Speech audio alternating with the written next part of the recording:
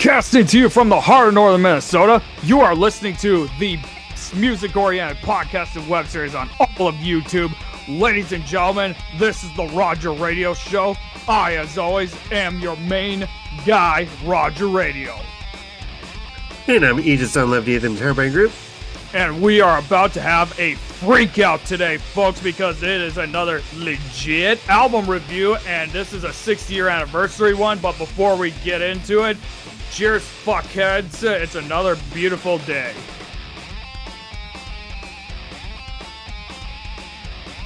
Be right back. I forgot to grab a beer. Go ahead. Go right ahead. Today's podcast is not officially sponsored by PBR. Peanut butter, whatever that starts with an R. That's stupid. Let us know in the comments what it should be.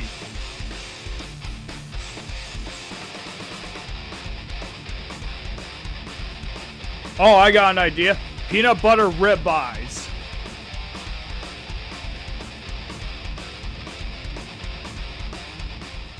Now, ladies and gentlemen, you all know that Aegis here fashioned his look and appearance because of his main idol, the Zapper himself, Frank Zappa. The Zapper himself, yeah. And we all know he has a storied career that is of controversy and some oddness in a good way. And we all know that he was among the many zeitgeists of the 1960s. The very first album and his very first music project that he was ever in turned 60 years old. And ladies and gentlemen, we are going to be reviewing none other than the album Freak Out from 1966 from his band, The Mothers of Invention. Wow, dude. Wow.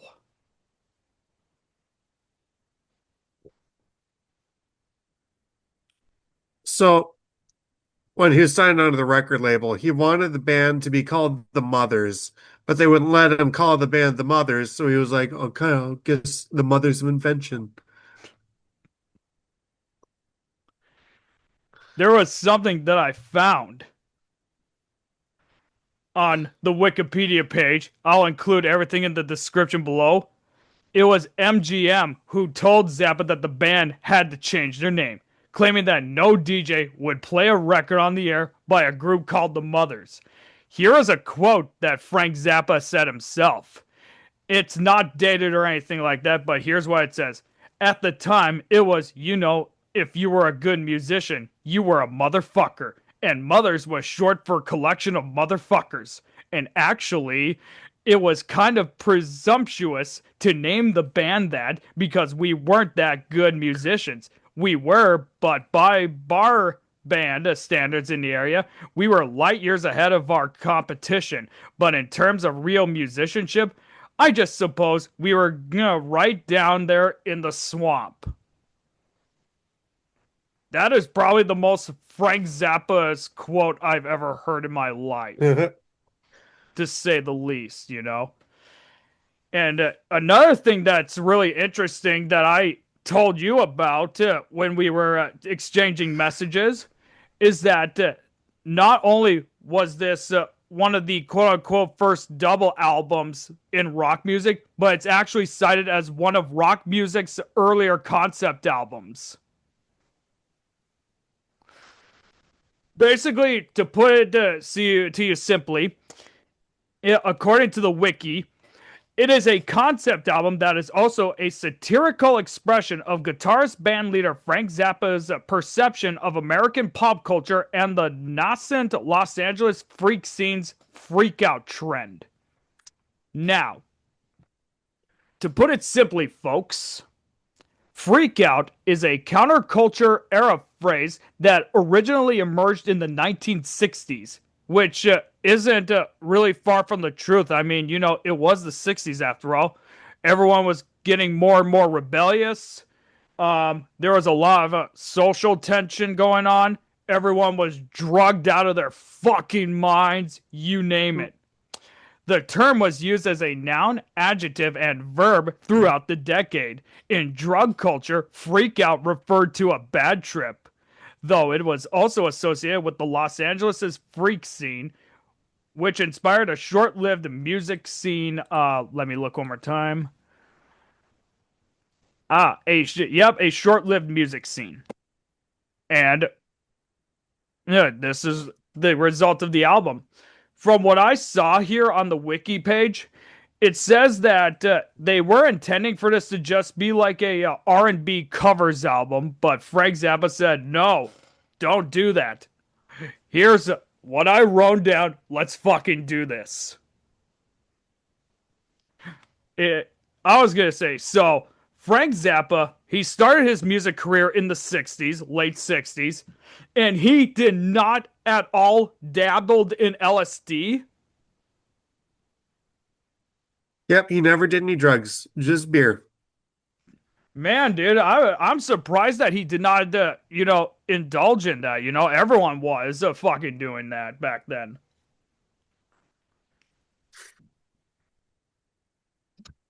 All right.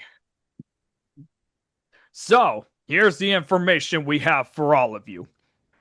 Freak Out was released on June 27th of 1966. And dude, get this. This was recorded in a 3-day period from March 9th through the 12th of 66 at TTG Studios in Hollywood. The genre is, of course, experimental rock, which was pretty much the name that it was given. But I would kind of see this as kind of some of the earlier works that would end up influencing psychedelic rock a year later. The whole psychedelia movement of 67. It was released by Verve Records, which was a record label owned by none other than the Universal Music Group, and the producer was Tom Wilson. Oh my God. What? It says that his whole entire name is Thomas Blanchard Wilson Jr. I had a classmate whose name was literally the first and middle name of this guy right here. Like, that was literally his fucking name that I went to school with. Hey, Thomas, big shout out to you. That is so funny, dude. That is so fucking funny.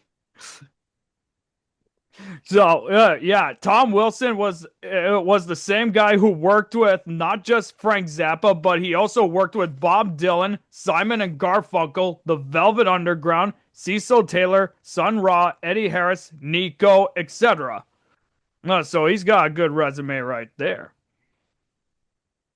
Yep, and then, of course, the information that I read, the band's original repertoire consisted of rhythm and blues covers, but after Zappa joined the band, its original compositions came to the fore, and their name was changed to The Mothers, or probably The Motherfuckers, as he would pronounce it.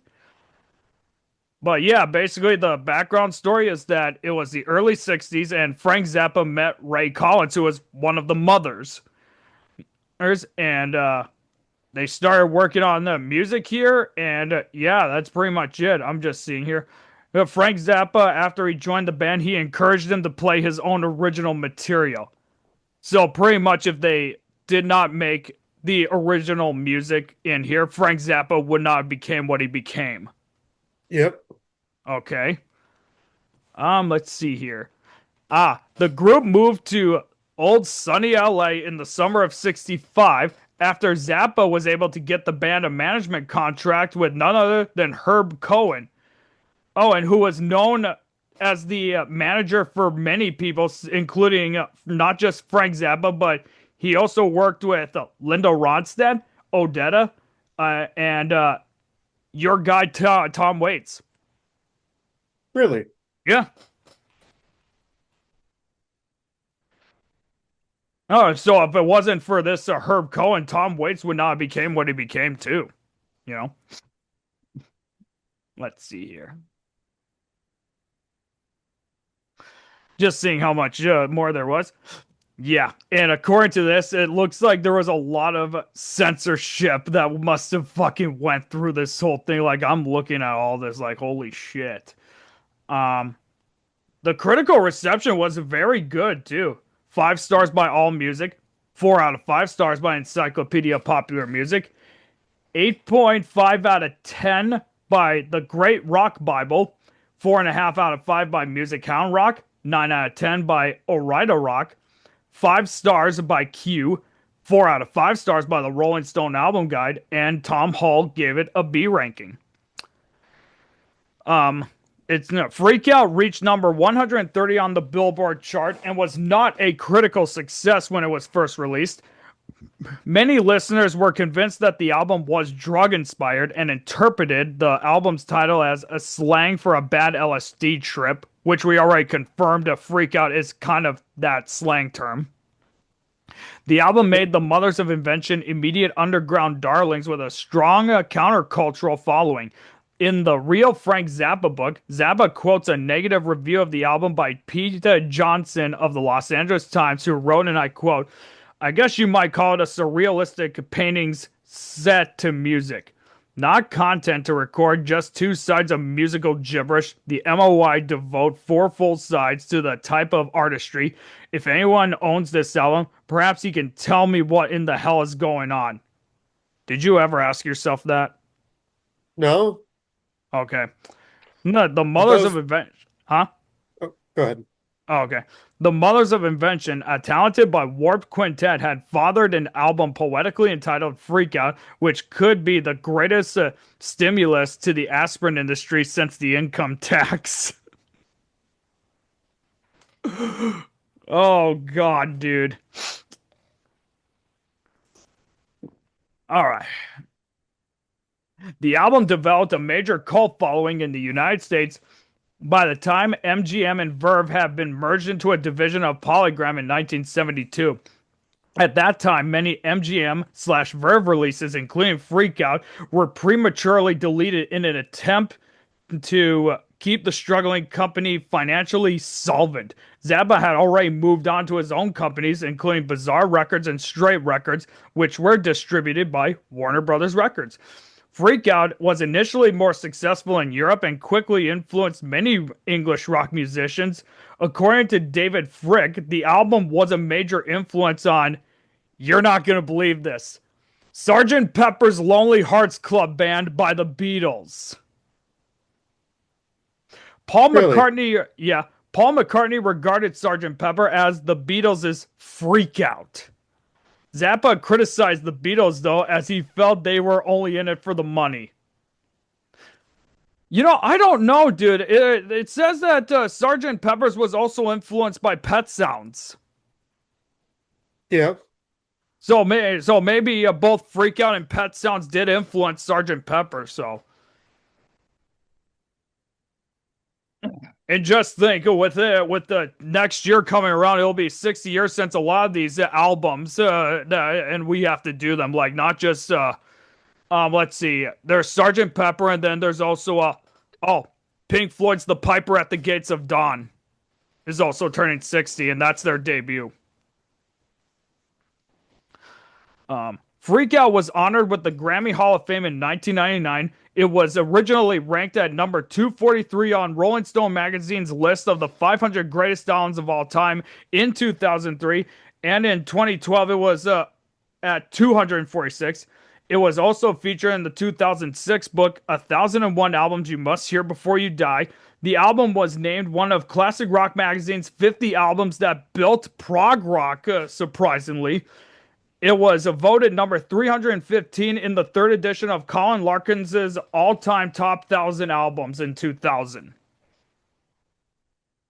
Alrighty, and just think, dude, if without this album there would have been no Frank Zappa. Yep. All right, that's all the info I really got. So why don't we get into the music? Yeah. We are going to open up with Hungry Freaks by Daddy.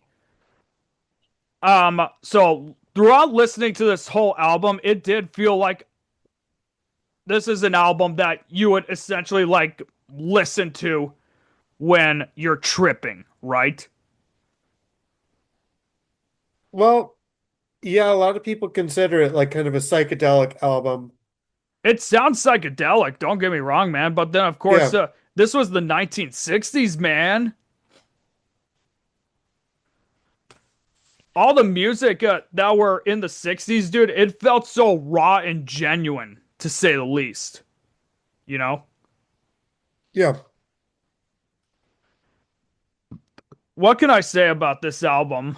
Or this song I meant? Well, here for the song Hungry Freaks Daddy. Yeah. It says the song is a stinging critique of U.S. government programs and attitudes toward the needs of the poor, young, and downtrodden.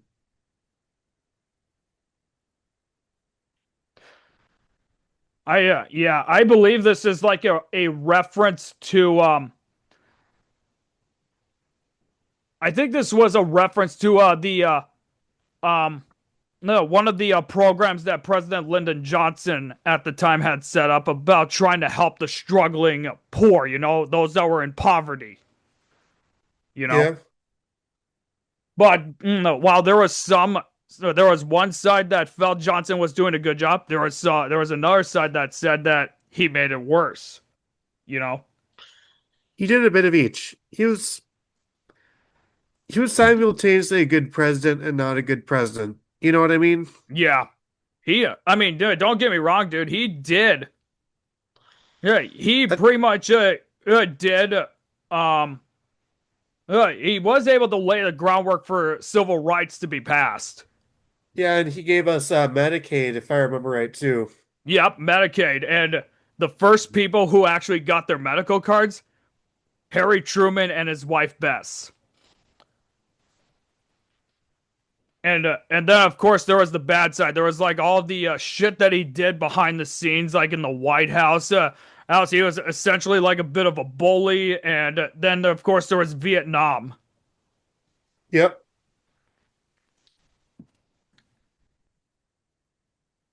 Ugh. Why don't you go ahead and get started here, man? Or I will All say right. this: the around the 140 mark, I did love the guitar solo. It sounded very raw.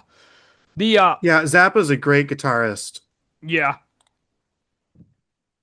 the only like I loved the instrumentation, but I wasn't a fan of the singing, to be honest. Yeah. So that's all I got to say, man. Go right ahead. All right.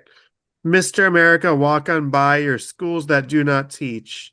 Mr. America, walk on by the minds that won't be reached. Mr. America, try to hide the emptiness that's you inside. But once you find that the way you lied and all the corny tricks you tried will not forestall the rising tide of hungry freaks, Daddy.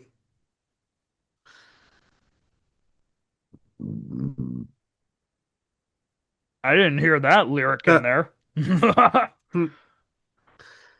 they won't go for no more great Midwestern hardware store. Philosophy that turns away from those who aren't afraid to say what's on their minds. The left behinds of the great society. Hungry freaks, Daddy. Mr. America, walk on by your supermarket dream. Mr. America, walk on by the liquor store supreme. Mr. America, try to hide the product of your savage pride, the useful minds that it denied the day you shrugged and stepped aside. You saw their clothes and then you cried, those hungry freaks, Daddy. They won't go for no more great Midwestern hardware store. Philosophy that turns away from those who aren't afraid to say what's on their minds, the left behinds of the great society. And that's it. The one thing that I could not understand is like I can't remember. Was it the tambourine that I was hearing? It was like the Yeah. Oh, you mean a kazoo? yeah, the kazoo. I swear, in some of these songs, I was literally fucking hearing that, dude. And I was like, "What is this?" This is like the only rock album out there that has a fucking kazoo on it. Would you use a kazoo? Maybe. I can just imagine, dude. You're like how many beers deep or something like that, and I was like, "Hey, get this on here."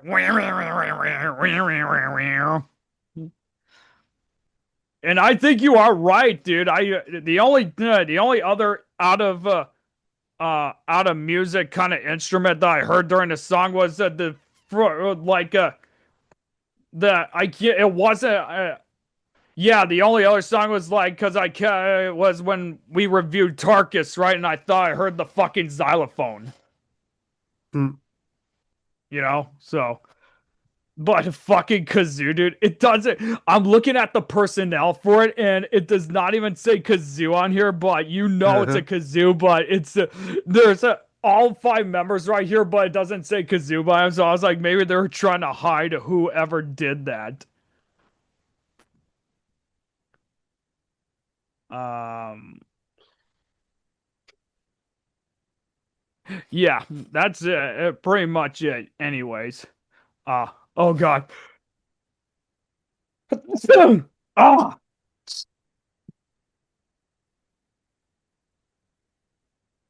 Alrighty. The next song that we got is I ain't got no heart. I really like the way this song sounds. It's got a cool sound to it. Yeah, I th I think my reaction was it felt a little different, but it just felt like I was listening to the same thing like with the first song, honestly. Yeah. But it feels like I'm hearing a little bit of an influence of "I Could See for Miles" by The Who, even though "I Can See for Miles" did not come out till a year after this song. But I Well, did maybe he kind was of like it, influenced by this song. Huh? Maybe he was influenced by this song.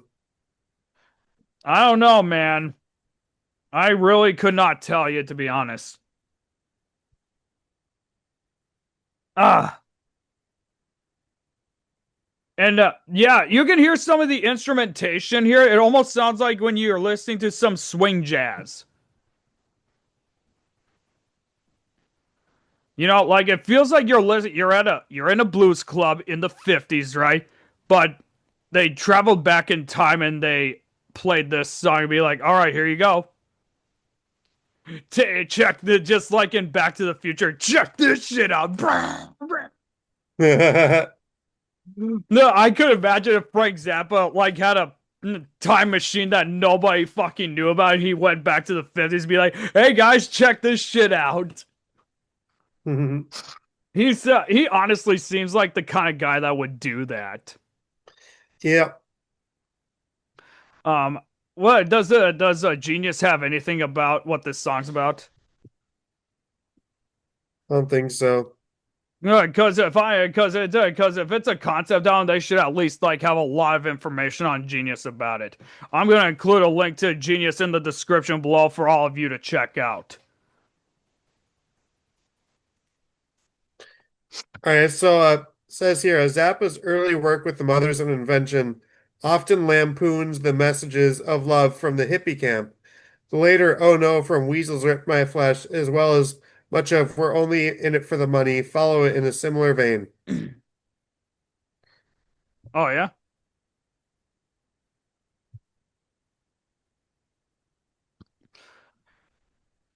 Well, that doesn't give us a whole lot. All right. Anyways, here's the lyrics. Ain't got no heart. I ain't got no heart to give away. I sit and laugh at fools in love. That's technically what I kind of do anyway. There ain't no such thing as love. No angel singing up above today. Girl, I don't believe. Girl, I don't believe in what you say. You say your heart is only mine. I say to you, you must be blind. What makes you think that you're so fine that I would throw away the groovy life I lead? 'Cause baby, what you've got, yeah, it ain't, or it sure ain't what I need. Girl, you better go. Girl, you better go away. I think that life with you would be just not quite the thing for me. Why is it so hard to see my way? Why should I be stuck with you? It's just not what I want to do. Why should an embrace or two make me such a part of you? I ain't got no heart to give away. Oh, dude, that's technically almost like It's one of like the an main ant. fucking philosophies I stand by. It's like an anti-love song. Shit, if I would have known that or heard this song maybe in like 24 or 25 maybe, I probably would have played this on one of my anti-Valentine's Day shows. Hmm. I'm wondering if American Woman was influenced by this song right here. Or I can't remember when that song came out, but you know what I'm talking about, like American Woman, get away from me. I don't want to see your face no more. Yeah, all in all, this is another impressive song, you know. It just shows a lot of his work here, to say the least. So, okay, so the next song that we got is Who Are the Brain Police? I swear, dude, when I hear that, Who Are the Brain Police? I keep thinking it's like a somewhat reference to MK Ultra, but I could be wrong about that. You know, because Brain Police, Mind Control, LSD.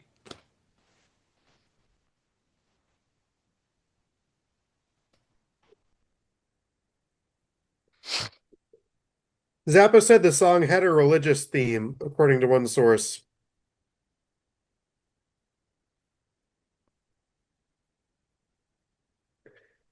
Yeah.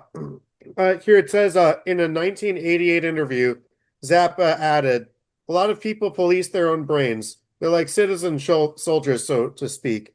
I've seen people who will willingly arrest, try to punish their own brains. Now that's really sad. That's vigilante brain policeism.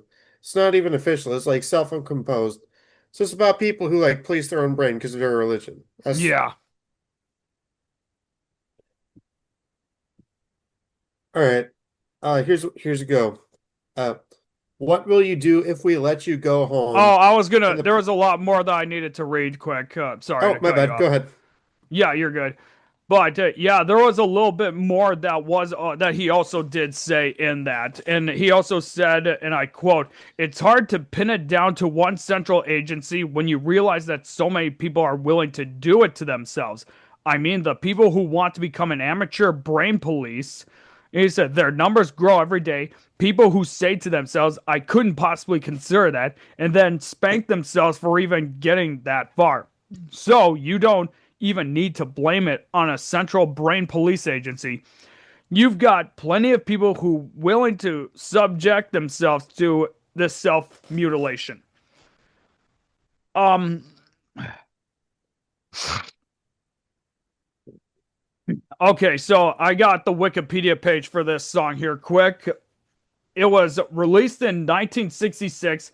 It was one of the earlier songs that was recorded for the album, recorded on March 9th of that year. The genres were experimental and psychedelic rock, released by Verve Records, and Frank Zappa songwrote and produced the track. Let's see here. Oh, Zappa wrote about the song on the Freak Out liner note saying, at 5 o'clock in the morning, someone kept singing this in my mind and made me write it down. I will admit to being frightened when I finally played it out loud and sang the words. Hmm. Let's see here. All the song structure. There's something here about the structure of the song here. The song structure was described in detail by AllMusic, saying, simply put, it is weird and creepy. A chorus of living dead voices supports a slow and sloppy waltz beat. Lyrics make numerous references to melting plastic and chromium and repeatedly ask the question found in the song's title, answered by the brainless chorus. Halfway through, the song breaks up into a fast-paced bridge. The same happens in the coda, which includes a kazoo solo. Fucking kazoo again, dude. It does not even say who played the kazoo in the personnel section of this fucking song. Are you kidding me? All right. The song was stated to be a direct defiance of top 40 radio. Repetitive lyrics were noted as part of this defiance. The song was also cited by Mojo magazine as one of the scariest songs to ever emerge from the rock psyche. While comparing it to Kafka, Mojo described the song as a vision of contemporary America where personal identity and individuality is erased. There were a few covers that were done here, and it was done by people such as Camper Van Beethoven, Mark and Nausif, Monks of Doom, the Moleculars, the Ed Palermo Big Band, and John Poole.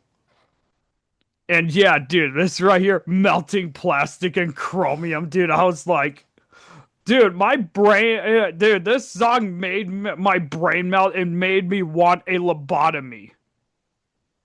All right, it says here, Frank Zappa and vocalist Ray Collins are widely cited as the musicians who played the kazoo on the album Freakout. Oh, they didn't even have to, they did not even include that piece of info in the Wikipedias. No, I had to look that up. Fuck, bro. Like, Frank Zappa, I could actually kind of see doing the kazoo or whatnot. I am surprised that he did not, for one single fucking bit, play the kazoo on Joe's Garage. Um, there isn't really a whole lot to say. I will say it was hauntingly. It was a very hauntingly song, you know? Yeah. Especially, like with the how the voices are so in sync, like it literally. Just imagine if David Bowie took a little bit of this and incorporated it into Ziggy Stardust. Hmm. No, I'm not gonna lie. I actually really like the song. I think it's pretty cool. Yeah. It felt like the song was changing moods from being scary to being all joyous, Yeah. It would remind me a little bit of White Rabbit by Jefferson Airplane.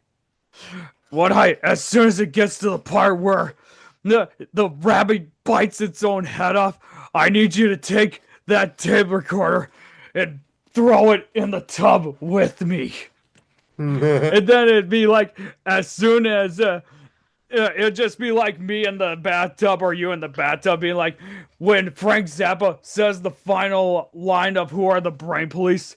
Take whatever right there and throw it in here with me.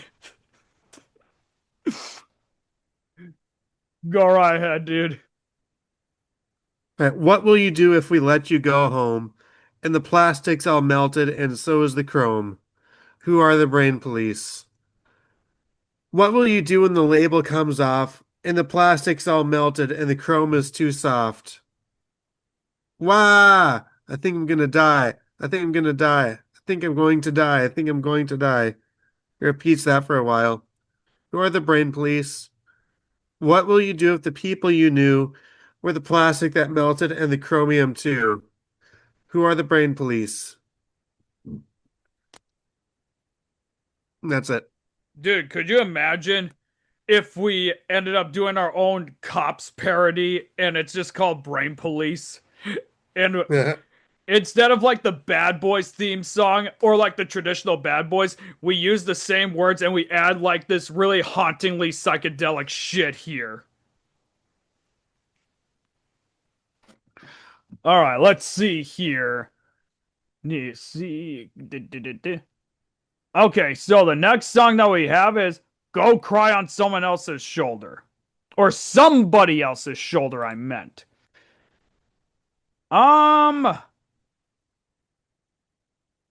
Let me think. Some reason at the beginning of this song, I thought Frank Zappa turned into a different race. I don't know. He did that on Joe's Garage. But yeah, dude.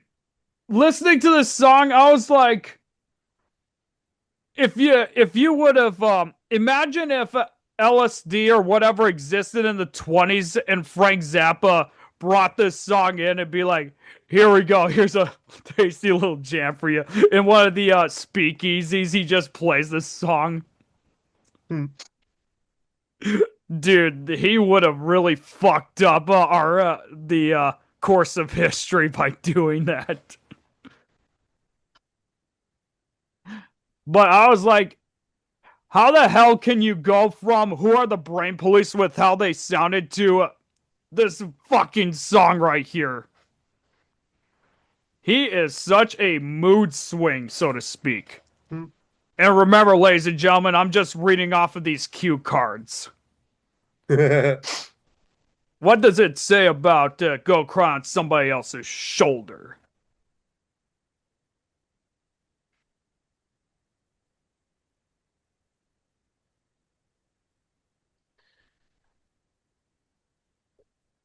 All right, it says here Frank Zappa's own note for this track. Go cry on somebody else's shoulder is very greasy. You should not listen to it. You should wear it in your hair.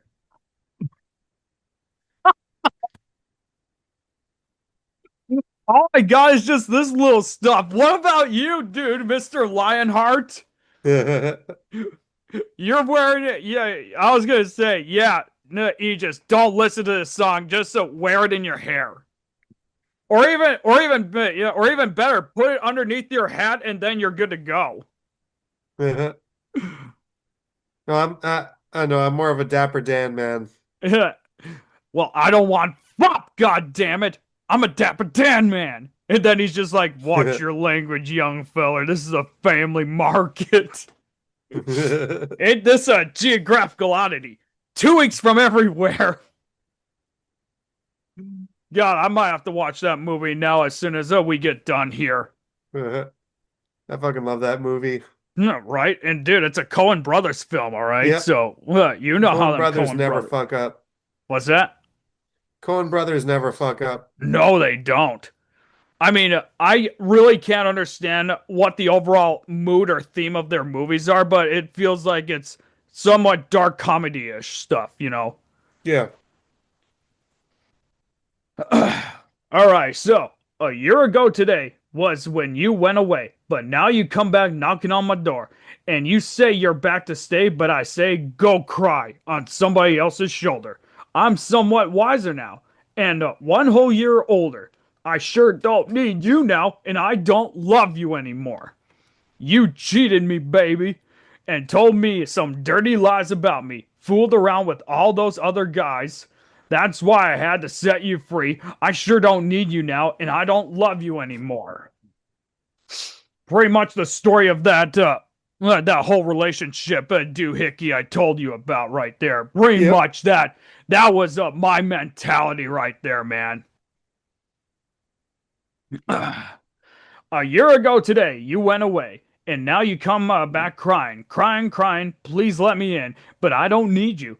No, I don't love you anymore. So go cry on somebody else's shoulder. Go cry on somebody else's shoulder. I'm somewhat wiser now, and you know what I mean here. So then, spoken, go ahead and cry. Go ahead and let the tears fall out of your eye. Let them fall on your dress. Who cares if it makes a mess? I gave you my high school ring at the root beer At stand. the root beer stand. Yeah, dude. You know the old root beer stand back in the day. Root beer was where Yep. it I was gave you all my high at. school ring at the root beer stand. I didn't give my high school ring to anyone. Like, I actually still have it. Let me find it for you quick, as a matter of fact. I got mine buried somewhere in my room. It's literally in my safe right now, but I cannot really, I really can't fit it anymore, dude, because I've grown out of it. Nope, that's my dad's. Ah, here we go. Yeah, this little guy right here, man. See that? Nice. Yep. Hill City class of 2012. And then, of course, yeah, hockey on that side and hockey on there. I don't know what I was thinking when I put that on there because we didn't have a hockey team. But yeah, see, it don't fit anymore. Hmm.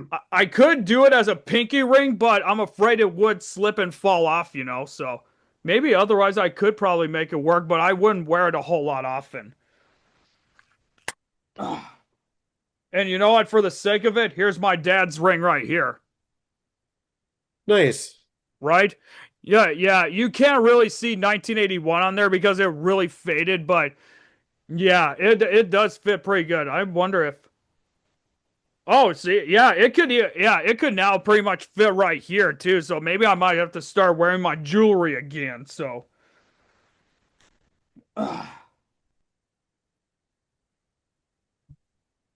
but yeah, I had nowhere else to put them, so I just kept them in my safe.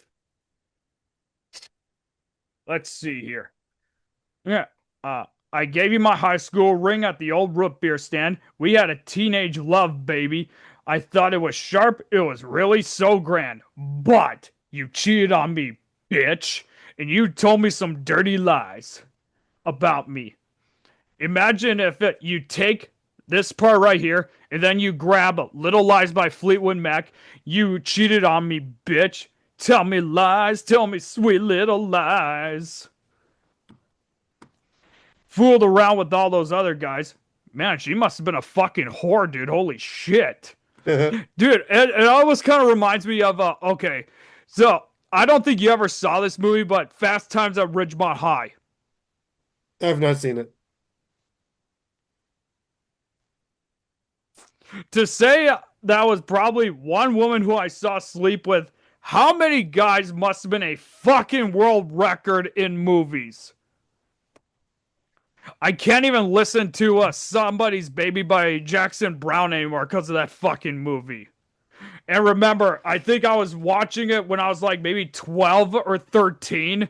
And of course, I was going through puberty at the time, and my parents walked in on me. And my parents had to compliment or comprehend, like, is this really what our son's gonna become? Look at me Mhm. now. All right, that's why I had to get my khakis pressed. I sure don't need you now, and I don't love you anymore. And let's see. Baby, I don't love you so much. Darling, why don't you dig me? I dig you, but you don't dig me. I don't understand what it is. I had my car reupholstered. I got my hair processed. I got a nice pompadour job on it. I'm a damn man. I bought a new pair of shoes. I got some new khakis, and I met you, and we went out to get a Coca-Cola. Ah, good old Coca-Cola. Was this before or after they took the ingredient out of it? That's my big question. Yeah, overall, this song was like, how the hell do you go from experimental to something that sounded too jazzy and bluesy?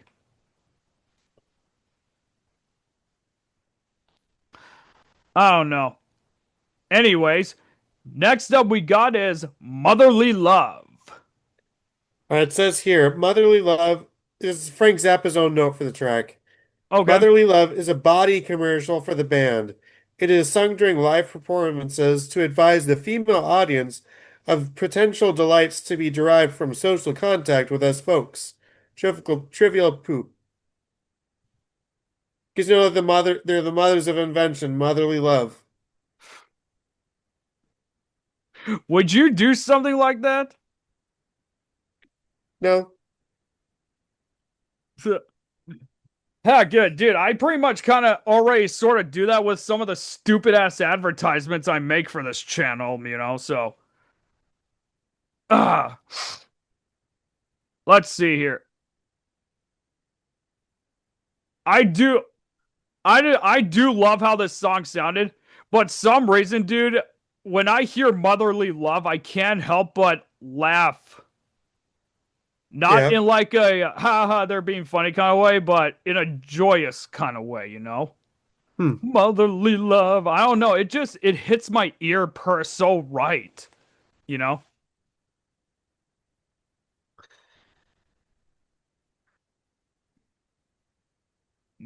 But yeah, it sounds really good. I do like it.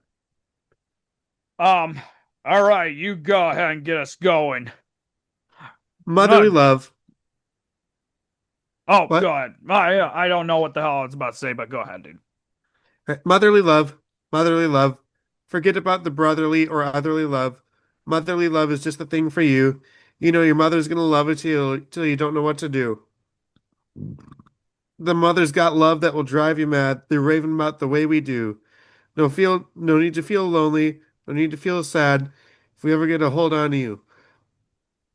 What you need is motherly love. Come on, get it now. Motherly love. Forget about the brotherly and otherly love. Motherly love is just the thing for you. You know your mother's gonna love you till you don't know what to do.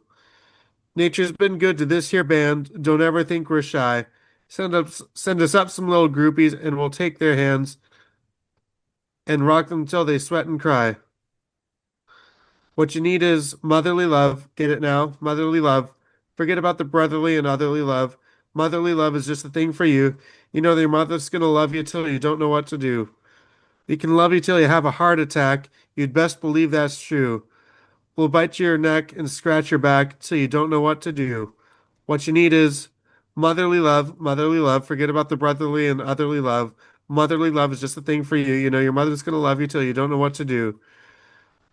Oh, you know I got a little motherly love for you, baby. Yeah. You know I got a little motherly love for you, honey. Yeah. You know it doesn't bother me at all that you're only 18 years old, 'cause I got a little motherly love for you, baby. All right, Uh, that's it. uh. So, two things that I have for takeaways for this. The first one, I am not even gonna mention, but you already know what I fucking messaged you about last weekend, all right? And we're just gonna leave it Yep. at that, all right? Because I don't need my family to fucking know what happened until I talk to them personally. Lee? Roger had sex with a cat. Yeah, no. I don't do that bestiality bullshit. And second of all, this almost feel like this was a sneak peek of The Graduate, even though they weren't saying, "Yay, we're gonna make a movie called The Graduate." You know, Yeah. here's to you, Mrs. Robinson. Imagine if fucking Frank Zappa did the soundtrack for The Graduate, dude. Mhm. It probably would have been more X-rated. Okay. Next up we got is how could I be such a fool, man? How could I be such a fool? Let me see here.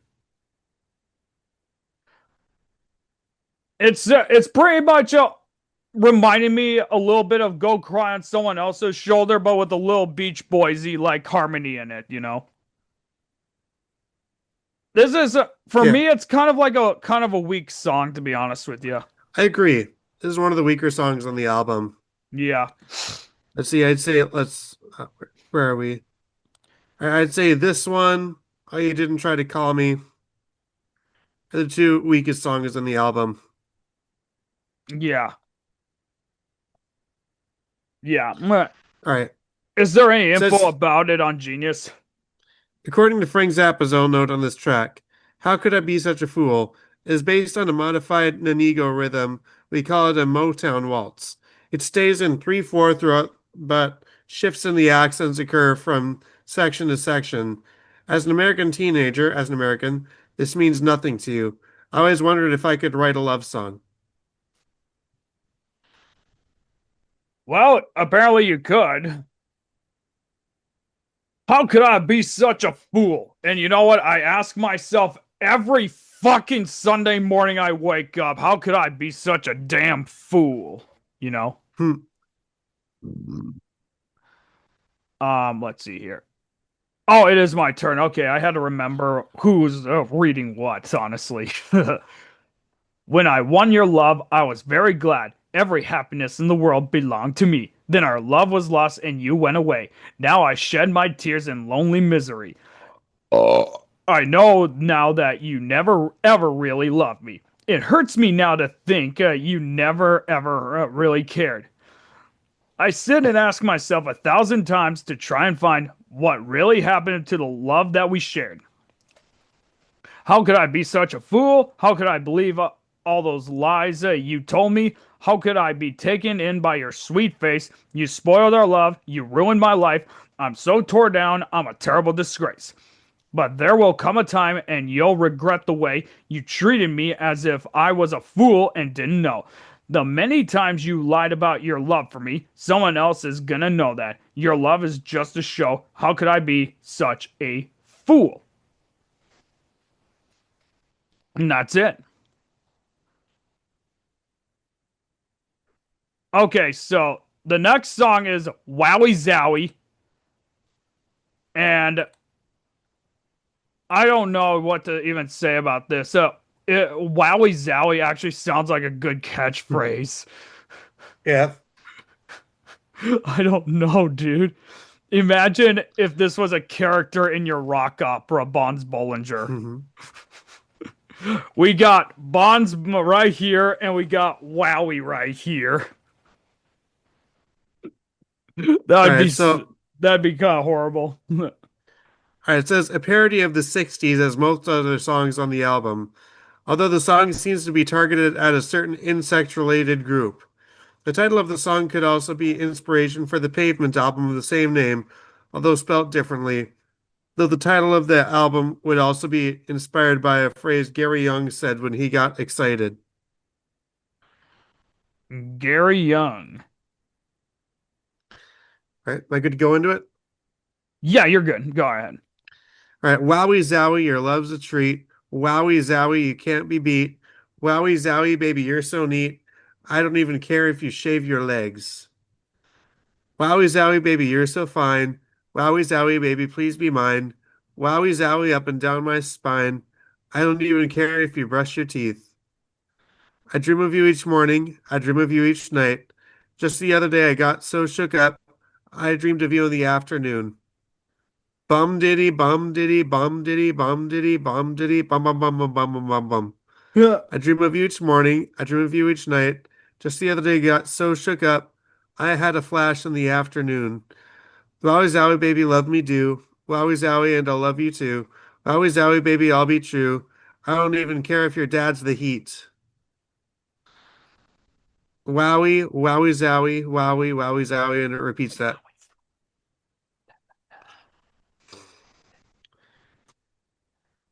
Now, you say Bomb Diddy. Imagine if that's P. Diddy's new nickname when he gets out of the clink in 30 to 40 years. That's really gonna be like one of them Nickelodeon trauma flashbacks for you. How could you? How could you? Let's see here.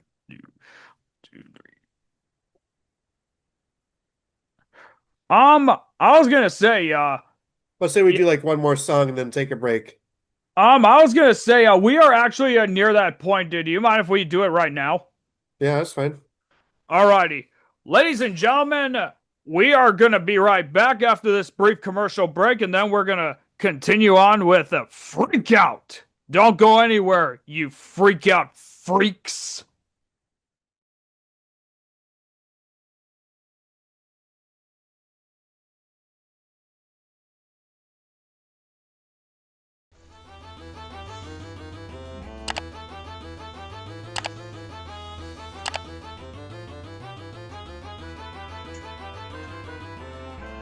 Yeah, what time is it? Oh, shit. What's that? Drink last night. Yeah, you better went to.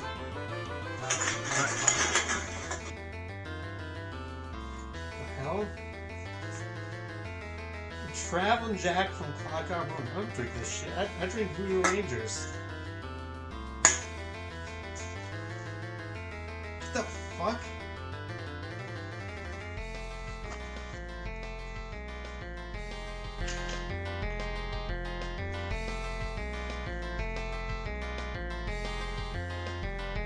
Rise and shine, Aegis! How the fuck did you get in my apartment? You left the door open. Huh. Dude, seriously? Tapeworm tussle? Come on, man, you love this song and you know it. It has that same upbeat personality like my all-time favorite song, Don't Bring Me Down by the Electric Light Orchestra. Yeah, I know that. If I hear it one more goddamn time, I'm going to bash my brains in. What's that, Aegis? I can't hear you, man.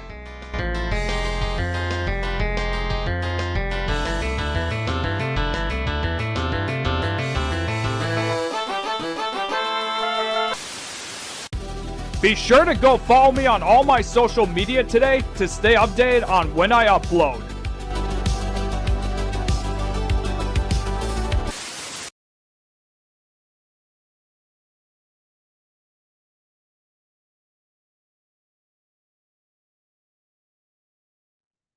Ladies and gentlemen, Roger Radio here with, as always, Frank Zappa Jr., the recreation of the Mothers of Invention, and welcome back to the program. We are still continuing our legit album review and still celebrating the 60-year anniversary of the album Freakout, the first album, not just by Frank Zappa, but by the Mothers of Invention, or as we like to call them, the Motherfuckers. So we're going to continue on. We are at the halfway point. So the next song that we are going to cover is You Didn't Try to Call Me. Well, the nerve of that bitch, huh? Like how? How could you not call her or All right, talk back? Frank Zappa's own note on this track. You Didn't Try to Call Me was written to describe a situation in when Pamela Zorubica found herself last spring. Wowie Zowie is what she says when she's not grouchy. Who would guess it could inspire a song? No one would guess. None of you are perceptive enough. Why are you reading this? The formal structure of You Didn't Try to Call Me is not revolutionary, but it is interesting. You don't care. That's all it says. Okay. Yeah, it still kind of felt a little weak, you know. Although there were some nice stuff around the halfway mark of this song, you know. Yeah. I really don't have much else to say, really, to be honest with you. So, Right. alrighty. I'll get into this here. It's my turn, I believe. Let me look one more time, make sure. Yep. You didn't try to call me. Why didn't you try? Didn't you try? Didn't you know I was lonely? No matter who I take home, I keep on calling your name. And you, I need you so bad. You're the one, babe. Tell me who's loving you now. 'Cause it worries my mind and I can't sleep at all. I stayed home on Friday just to wait for your call, and you didn't try to call me. Why didn't you try? Didn't you try? Didn't you know I was lonely? No matter who I take home, I keep on calling your name. And you, I need you so bad. You're the one, babe. Abe, tell me. Tell me who's loving you now, 'cause it worries my mind and I can't sleep at all. I stayed home on Friday just to wait for your call. I can't say what's right or what's wrong, but I love you. All you gotta do is call me, babe, 'cause I want you. You make me feel so excited, girl. I got so hung up on you from the moment that we met that no matter how I try, I can't keep the tears from running down my face. I'm all alone at my place. You didn't try to call me. Why didn't you try? Didn't you try? Didn't you know I was lonely? Why didn't you try? Didn't you try? Didn't you know I was lonely? I stayed home all afternoon, man. I was working on my car. I fixed the upholstery. Was that a throwback to the one of the earlier songs right there? I was working on my car. I fixed the upholstery. Uh, I don't. Frank Zappa does that a lot, where he'll reference other songs of his. Oh, okay. All right then. He I calls it fixed. his conceptual continuity. Oh, okay, I got you. I fixed the seat so it would tilt back. We were going to go to the drive-in, and you didn't call me, man. I waited. It was Friday night. I remember now. It was 9 o'clock, and I was sitting on home. I was still watching television, and you didn't try to call me. We've been going steady for 6 weeks, and I thought you were my teenage prill. He says that, what is he, a Catholic priest?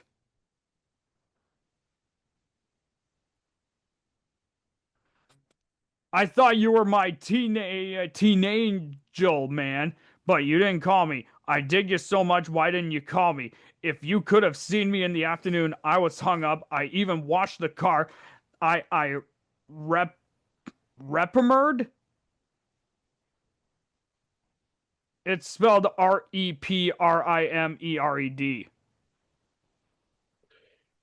Reprimered? Yeah, reprimered the right front fender, man. We were gonna go out and get some root beer afterwards, man. Shit, I could have went for some root beer. Frank, if Frank, Mr. Zappa, if she wasn't gonna call you, man, you could have hit me up. I could have gotten some root beer with you, man. And I was gonna show everybody my new carburetor, and you didn't try to call me. Man, what a fucking bitch.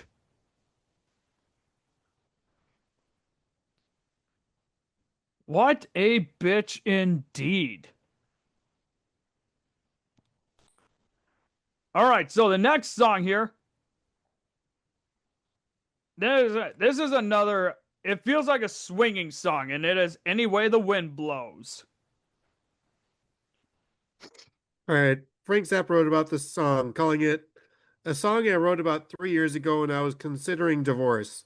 If I had never gotten divorced, this piece of trivial nonsense would have never been recorded. Hmm. He was already married at that time. Yeah, Shit, I'm just looking it up quick right now, man. Like how many times was he married, dude? two, three times. Yeah, it says about two times. His first marriage was from 1960 to 63, and then his second wife he had been married to from 1967 until his death. And there's his four children: Moon, Dweezil, Ahmed, and Diva. Whereas all four of his kids with just his second wife, or did he at least have one or two I of them with his believe first? so. I believe it was just a second wife. Oh, okay. Yeah, I don't know, man. All right. But yeah, it does. It seems like a nice tune, you know.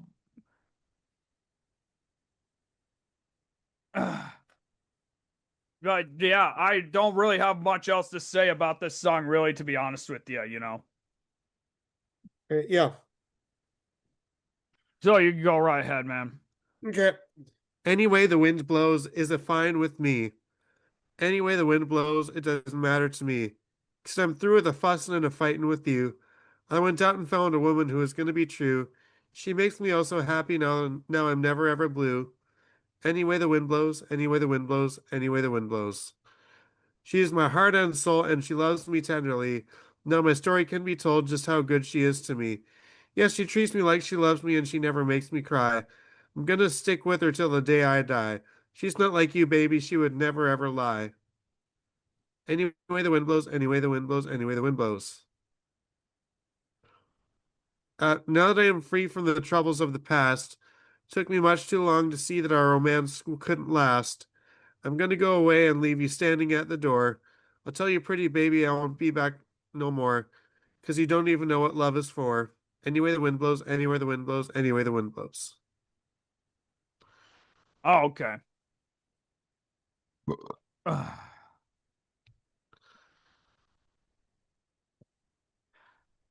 Yep.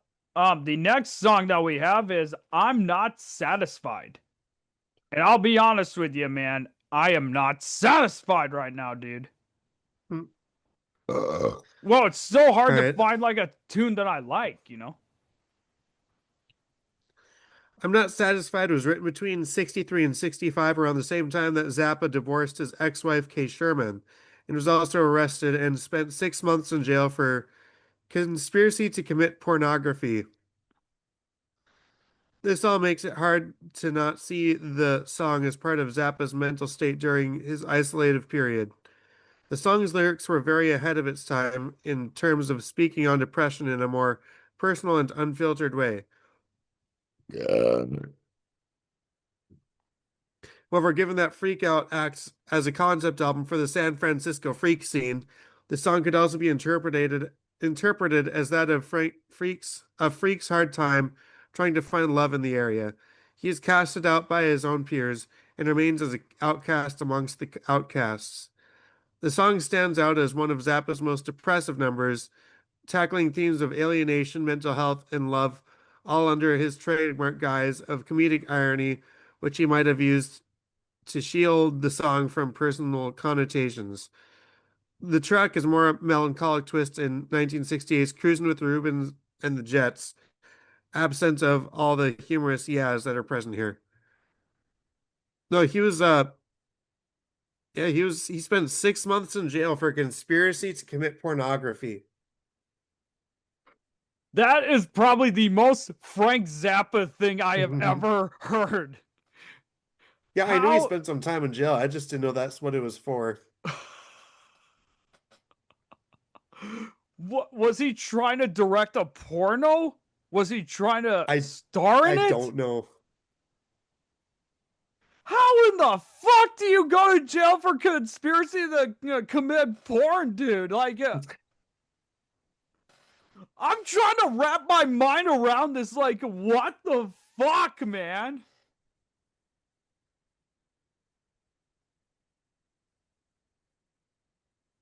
I guarantee you, if websites like maybe Pornhub, Brazers, Massage Room existed in the 60s, Frank Zappa's fortune would probably at least be like maybe 2 billion today. I guarantee it.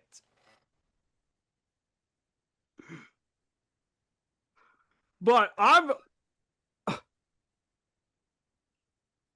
it would be like the equivalent of if David Bowie ended up doing time in jail, not just for his drug use, but for aggravated pimping. Like soliciting prostitution, aggravated pimping, those are real charges that you can get. Yeah. But conspiracy to commit pornography? Yeah, porn used to be illegal in some places.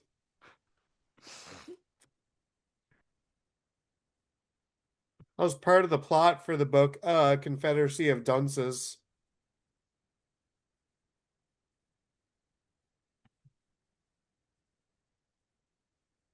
Um, yeah. I I cannot wrap my head around it. I really fucking can't. Like, Hmm. ah. It would probably also be like the equivalent of it. Let's say if Quentin Tarantino did time in jail for conspiracy to uh commit stuntmanism. Conspiracy to lick feet. Yeah. Conspiracy to lick feet. Or for the Coen brothers, illegal unlawful possession of Dapper Dan.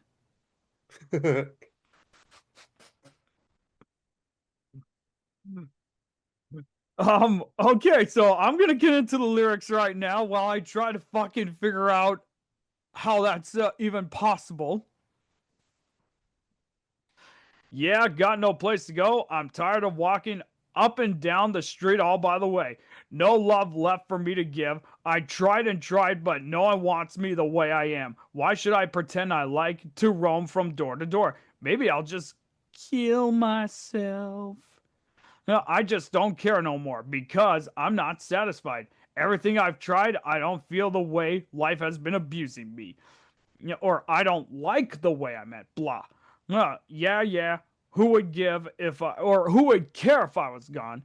I never met no one who'd care. No, I never met no one who cared if I was dead and gone. Who needs me to care for them? Nobody needs me. Why shouldn't I just hang around? Why should I just sit and watch while the others smile? I just wish that someone cared if I was happy for a while because I'm not satisfied. Everything I've tried, I don't like the way life has been abusing me. Yeah. No, true, bro. True. Imagine if they ended up using this song as a soundtrack for the show 13 Reasons Why. It would make it so fucking ironic, dude.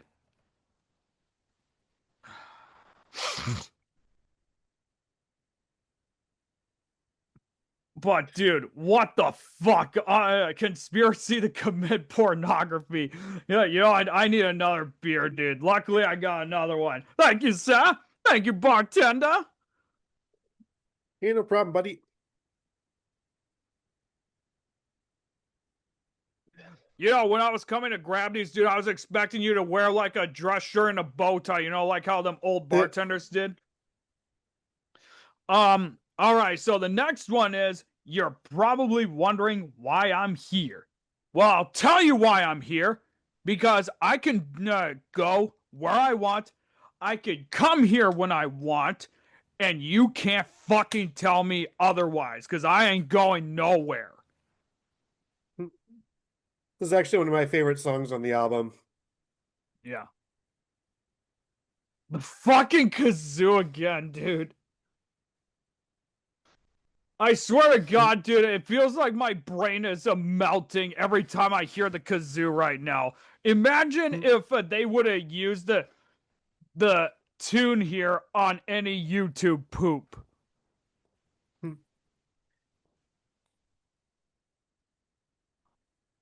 Um, it has like a certain jingle that hits the right way, but the fucking singing in this, dude, like I don't know about it to be honest with you.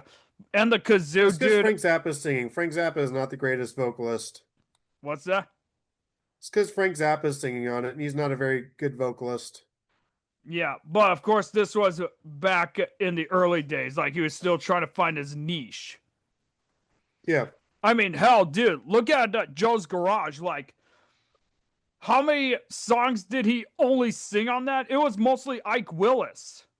yeah. They might as well have just called it Ike Willis Joe's Garage instead.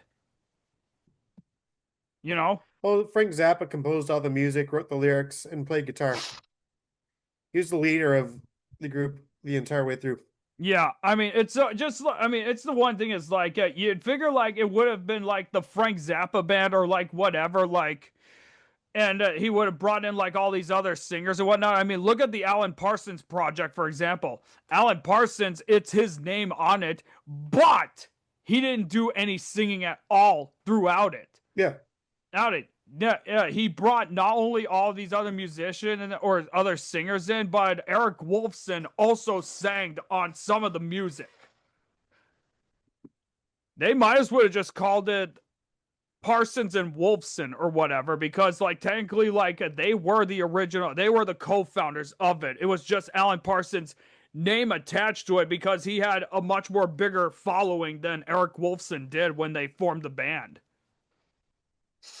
You know? So what does it say about you're probably wondering why I'm here? It doesn't say anything about this song. It doesn't? Nope. Huh. Do you want me to get in the lyrics then? Yeah. Is it my wait, I can't remember. Is it my turn or your turn again? No, it's my turn. Okay, thanks for catching that. Yep. You're probably wondering why I'm here, and so am I, so am I. Wap, wap, wap, wap, wap, wap, wap, wap, wap, wap, wap, wah. Wah, wah, ba, ba, ba, ba, ba, ba. Dude, that fucking Just kazoo, dude, I swear it's like I'm getting a lobotomy but through my eardrums. just as much as you wonder about me being in this place, yeah. That's just how much I Yeah. marvel at the lameness on your face. You rise each day the same old way and join your friends out on the street, spray your hair and think you're neat. I think your life is incomplete, but maybe that's not for me to say. They only pay me here to play. I want to hear Caravan with the drum solo. You're probably wondering why I'm here, and so am I, so am I. Just as much as you wonder about me staring back at you, yeah. That's how much I question the corny things you do. You paint your face and then you chase to meet the gang where the action is, stomp all night and drink your fizz, roll your car and say gee whiz, you tore a big hole in your convertible top. What will you tell your mom and pop? Mom, I tore a big hole in the convertible. You're probably wondering why I'm here, and so am I, so am I. Just as much as you wonder if I mean just what I say, yeah. That's just how much I question the social games you play. You told your mom you're stoked on Tom and went for a cruise in Freddy's car. Tommy's asking where you are. You boogied all night in a cheesy bar, plastic boots and plastic hat, and you think you know where it's at. You're probably wondering why I'm here. Not that it makes a heck of a difference. Not that it makes a heck of a lot of a difference to ya.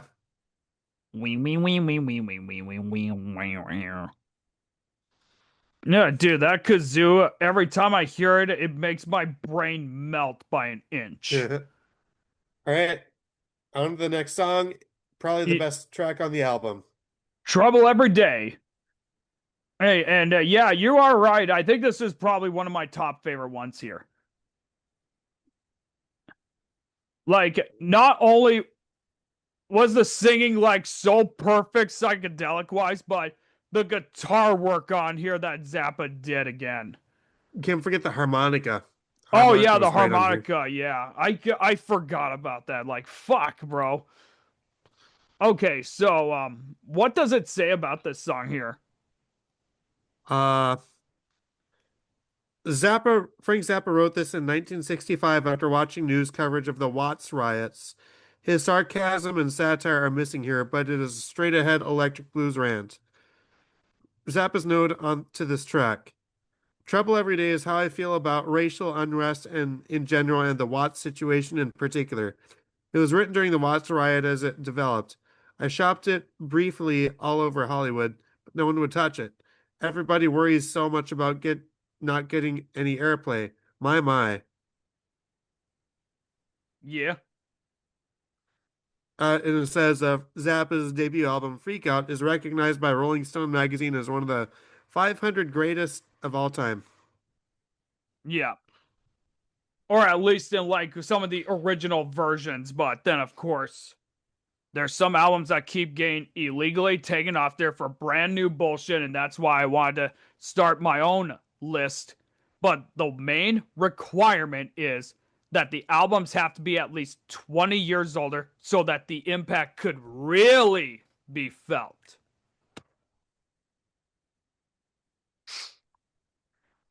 There is like some other stuff right here that I wanted to read up quick. Okay, so Trouble Every Day was the B-side to Who Are the Police. It was released in 1966 and it was recorded on March 9th. The genres are blues rock, talking blues, and dude, you're not going to believe this. It's also proto hip hop. Huh. How the fuck Interesting. did hip hop exist in the 60s? The farthest that we can go back for it is like 1973.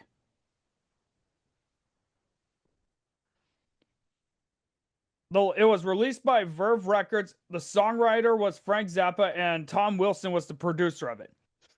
And yeah, like you said, it was in the aftermath of the 65 Watts riots, which which was what took place from August 11th to the 16th.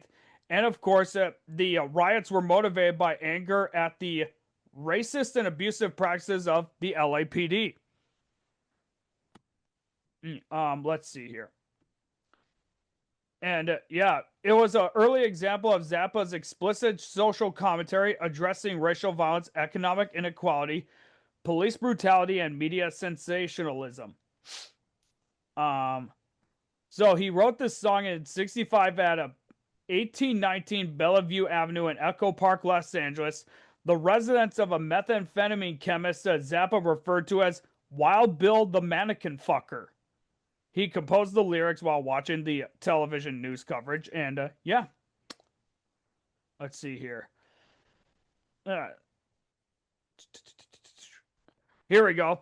Researchers have highlighted Zappa's rapid, rhythmically organized spoken delivery as an early precursor to rap. So there you go. Frank Zappa influenced hip hop for all of you. Musicologist Kelly Fisher Lowe describes the vocal phrasing as journalistic, percussive, almost entirely spoken, closer to rap than to rock singing. Doyle Green similarly emphasizes the song's structural resemblance to later political rap, identifying it as a proto hip hop movement in American rock music. The integration of spoken word social reportage with a stripped down blues vamp has been cited as anticipating the work of Gil Scott Heron, the last poets, and early figures in hip hop's lineage. Let's see here. What else is there?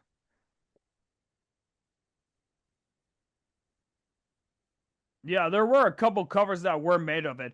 The UK underground artist Mick Farron covered the song on Vampire Stole My Lunch Money from '78.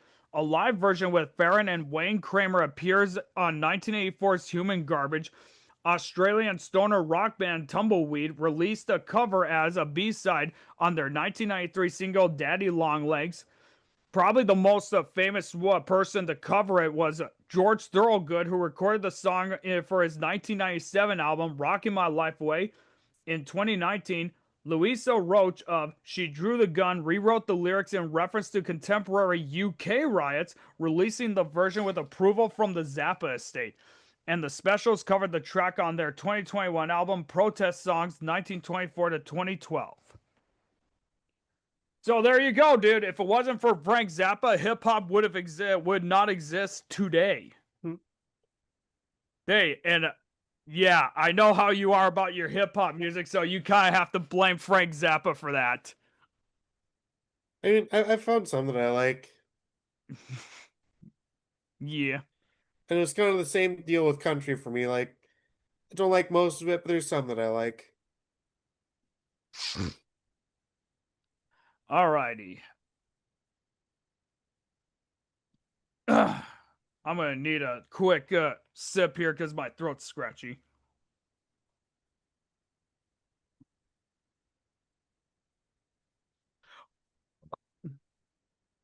Well, I'm about to get sick from watching my TV. Been checking out the news until my eyeballs fail to see. I mean to say that every day is just another rotten mess. And when it's gonna change, my friends, is anybody's guess. So I'm watching and I'm waiting, hoping for the best. Even think I'll go on praying every time I hear him saying that there's no way to delay that trouble coming every day. No way to delay that trouble coming every day. Wednesday, I watched the riot. I seen the cops out on the street. I watched them throwing rocks and stuff and choking in the heat. Listened to reports about the whiskey passing around. Seen the smoke and fire and the market burning down. Watched while everybody on the street would take a turn to stop and smash and bash and crash and slash and bust and burn. Oh, this cracker got some rhymes, dude. And I'm watching and I'm waiting, hoping for the best. Even think I'll go to praying. Every time I hear him saying that there's no way to delay that trouble coming every day. No way to delay that trouble coming every day. Well, you can cool it, you can heat it, because baby, I don't need it. Take your TV tube and eat it. And all that phony stuff on sports and all the unconfirmed reports. You know, I watched that Ron box until my head began to hurt. From checking out the way the newsmen say they get the dirt before the guys on channel so and so. Further, they assert that any show they'll interrupt to bring you news if it comes up. They say that if the place blows up, they'll be the first to tell because the boys they got downtown are working hard and doing swell. And if anybody gets the news before it hits the street that they say that no one blabs it faster, their coverage can't be beat. And if another woman driver gets machine gunned from her seat, they'll send some joker with a brownie and you'll see it all complete. Fuck, dude.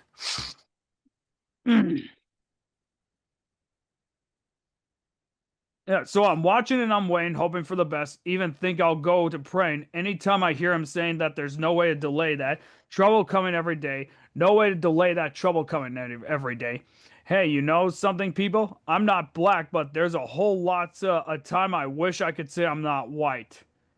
Fuck, bro. Jeez, dude. All right. Well, I seen the fires burning and the local people turning on the merchants in the shops who used to sell their brooms and mops. And every mop is one of the mops. appear, the one that Joe's appears Garage. on, yeah. And every other household item, watch the mob just turn and bite them. And they'll say it served them right because a few of them are white. And it's the same across the nation. Black and white discrimination, yelling, you can't understand me, and all that other jazz they hand me in the papers and TV and all that mass stupidity. That seems to grow more every day. Each time you hear some nitwit say he wants to go and do you in because the color of your skin. Just don't appeal to him, no matter if it's black or white, because he's out for blood tonight. You know we gotta sit around at home and watch the thing begin. But I bet there won't be many left to see it really end, 'cause the fire in the street ain't like the fire in the heart. And in the eyes of all these people, don't you know that this could start on any street in any town in any state if any clown, right? Decides that now's the time to fight for some ideal he thinks he is right, and if a million more agree, there ain't no great society as it applies to you and me. Our country isn't free, and the law refused to see if all that you can ever be is just a lousy janitor, unless your uncle owns a store. You know that 5 in every 4 just won't amount to nothing more than watching rats go across the floor and make up songs about being poor. Blow your harmonica, son. And that's it.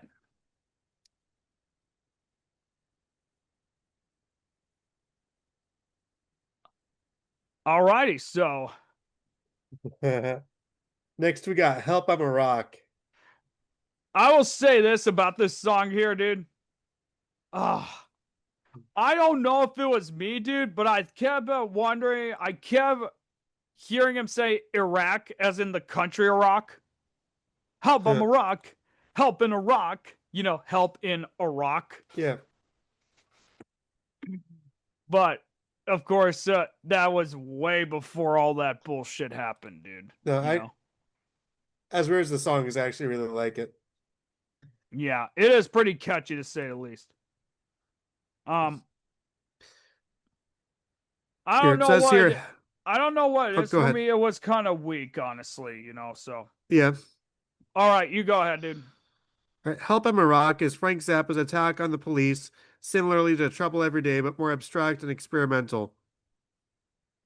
In March 1965, Zappa was approached by a Vice Squad undercover officer from San Bernardino County Sheriff's Office. He accepted an offer for $100, equivalent to $1,020 in 2025, to produce a pornographic tape. Following a tip from the Ontario Police Department, a vice investigator named Sergeant Jim Willis went to inquire about purchasing the tape. After Zappa played a preview he had recorded with Lorraine Belcher, related to Bob Belcher, I think his studio was raided by 2 more sheriff's detectives and one from the Ontario Police Department who put Zappa and Belcher under arrest. They stripped the studio of all their recorded material and charged Zappa with conspiracy to commit pornography. He was sentenced to 6 months in jail on a misdemeanor. His time in prison changed his views on the government and the police, and thus began his contempt for them. Oh my god, dude, now we know. Now we fucking know how he got that charge. Holy fuck. Oh my god, dude, that is so awesome. Oh fuck, dude. Wow. And he hates the government all because they busted him for trying to just make a porno, dude.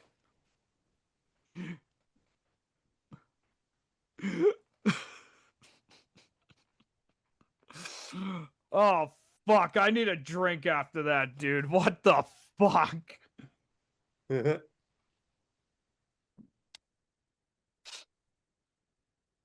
All right, so and this was in 65? I think so.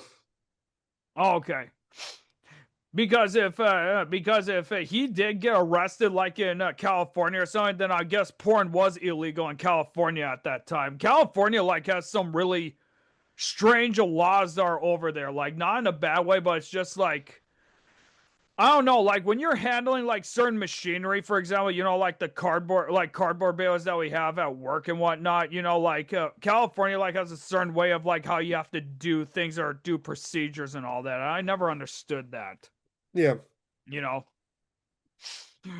But what the fuck, Mm. Frank? Like I said, it would just be the equivalent of if Quentin Tarantino did Conspiracy to Lick Feet, or the Coen brothers, or even George Clooney, Conspiracy to Unlawfully Possess Dapper Dan. Mm. All right, so the song was released in 1966. It was actually one of the last songs that was recorded because it says March 12th of that year. It was at TTG Studios in good old Hollywood. The genres were experimental rock and musique concrete. Music Concrete. What is that? It's hard to explain. It's very prevalent in his magnum opus, album Leather. Oh, okay. Is I don't know how to explain. It's very bizarre, but I'll show you that album someday and I'll let you know what it is. Yeah, you might have to, dude, because I was like, I never heard of that before. Huh. Yeah, Mr. Bungle also did some Music Concrete. Okay. Oh. Oh. Anyway, the song was released by Verve Records. Frank Zappa was the songwriter, and Tom Wilson was the producer. So, according to this, Help I'm a Rock is a suite in three different movements. I don't know if we're going to be able to really break them all into piece by piece, but basically the suites are named as this. Number one, Okay to Tap Dance. Number two, In Memoriam Edgar Varese, who himself was a French and American avant-garde composer. Do you know who he is? Or did you Who? ever hear of him? Edgar, What's the name?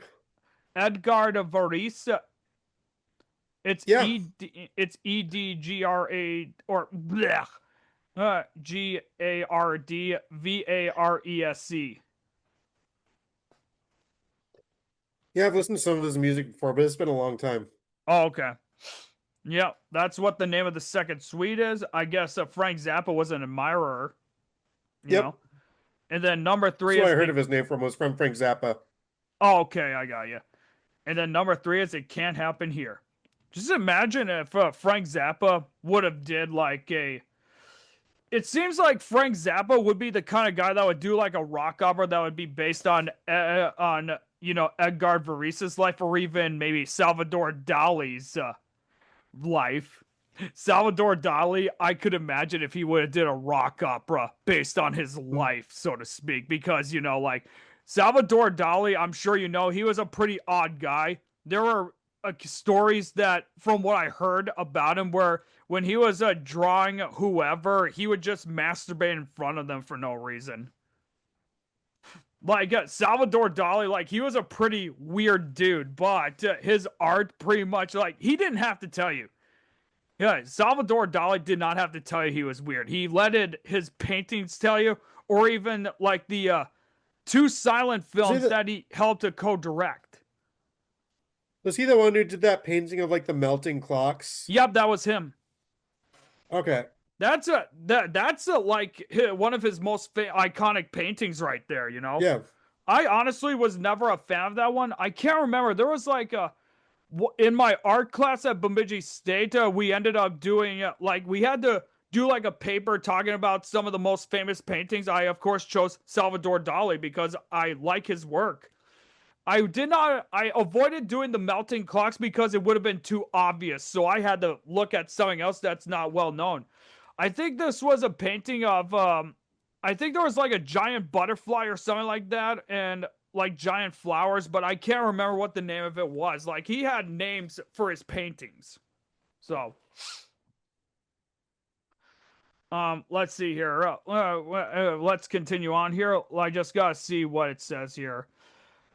Um, as a testament to its absurdity, Zappa explained Help I'm a Rock was created spontaneously as just a thing that's spewed out. So I guess it laid the groundwork for being like, you know what? I'm not even gonna try and rehearse my stuff. I'm just gonna go into the studio buck naked music wise and just play along. Yeah. You know? And then of course, you know what? Now that you talk about with the conspiracy to pornography shit, okay.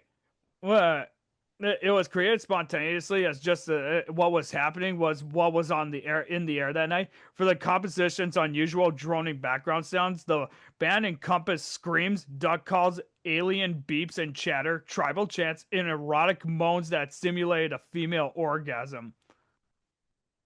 You know what? I'm just gonna leave it at that. I'm gonna leave it at that for the female audience, and especially because I guarantee you, my nieces, even though they are teenagers, they don't need my unhinged ass to say anything out loud. All right. And besides, there's a chance my sister Brandy would bitch slap me if I say go any more into it. All right, want Uh, me to get into the lyrics? I'm just quickly finishing up. Just give me another quick moment. Zappa wrote the tongue-in-cheek statement "Hell on Rocks" dedicated to Elvis Presley, noted that the interesting formal structure and the stunning four-part harmony toward the end. He concludes his comments on the song by jokingly remarking about the obvious lack of commercial potential. Ho hum. And yeah, I think he was kind of right to an extent with that. Like, I don't think this song got on any airplay, did it? No, not that I know of. Okay. Well, but then, of course, on the other hand, a lot of his music really didn't because, he was like, even though the parental advisory sticker did not exist back then, if they would have made that in the 60s, I guarantee you all his whole discography Yeah, would have that fucking it would. sticker. I mean, look at Joe's Garage, for example. Let's see here. What else was I gonna say? Um, oh, In 1967, psychedelic rock group the West Coast Pop Art Experimental Band recorded the song for their second album, Part 1. Richie Unterberger described the rendition as a concept that flung them into freakier pastures, with its style being emulated convincingly on the group original 1906, an apt soundtrack to a bummer acid trip with its constraint spoken refrain, I don't feel well. Okay. All right, dude, you go ahead. I'm out of breath right now. Holy All right, fuck. it goes something like this. Help, I'm a rock. Help, I'm a rock. Help, I'm a rock. Help, I'm a rock. There's just a section of just gibberish. Yeah. And it repeats help, I'm a rock. Then it gets to, wow, man, it's a drag being a rock. I wish I was anything but a rock. Heck, I'd even like to be a policeman. Hey, you know what? Maybe if I practice, maybe if I pass my driving test, I get a gig driving that bus that picks the freaks up in front of Ben Franks, right? Yeah. Help him a cop. Help him a cop. Help him a cop. Help him a cop. It's a drag being a cop. I think I'd rather be the mayor. Always The wondered I was going to be when I grew up. I yeah. always wondered whether or not I could make it, in society because, it's a drag when you're rejected. So I tore the cover off a book of matches. I sent in and I got this letter back that said, and that's it. That's literally all of it. Yep. Holy fuck, dude. All right. Let me just get back into this quick. Okay. So, I will say this. The last two songs on this album, including Help I'm a Rock, I did not like at all. Or, I honestly really liked the Help I'm a Rock. I don't know what it was. I really liked it. yeah, otherwise, actually, I take that back. Help I'm a Rock, I did like. It was It Can't Happen Here, and the very last track I fucking hated. I know And what it yeah, was. I actually kind of liked It Can't Happen Here. I didn't like the last track. I didn't like the last track, but I did like It Can't Happen Here. yeah. Well, some reason on YouTube Music, they have it broken up into it, even though It Can't Happen Here should be part of Help I'm a Rock. So, for the sake of it, we're just gonna keep it all together as that. But that what for Help I'm a Rock, I like that beginning part, but when it went to It Can't Happen Here, which is technically their third suite, I fucking hated it. There was no music at all in it whatsoever. It reminded me of that bullshit Pink Floyd song from Amagama. Several species gather around in a garden or whatever for a pict. And it was just the same thing with Roger Waters, just making animal sounds. All right, says here, It Can't Happen Here by the Mothers of Invention takes its name from Sinclair Lewis's dystopian political novel of the same name, which depicts the rise of a fictional American politician who becomes the country's first fascist dictator. Ooh, that sounds familiar. That actually does. That actually does. The But continue. I'm intrigued now. novel's title reflects the belief that such an event could never occur in the United States. Bullshit. It's happening right now, buddy. Bullshit. However, Zappa seems to parallel this narrative with that of the freak scene taking rise in America as a satire on how the general straight public viewed them as a bad influence on the youth and American culture. Ironically, this lyrical statement foreshadowed the national counterculture takeover by the hippies who emerged from the LA freak scene during the forthcoming Summer of Love. Yep.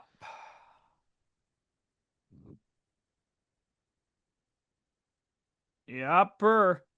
I was gonna say, and that is the story of the last song, right?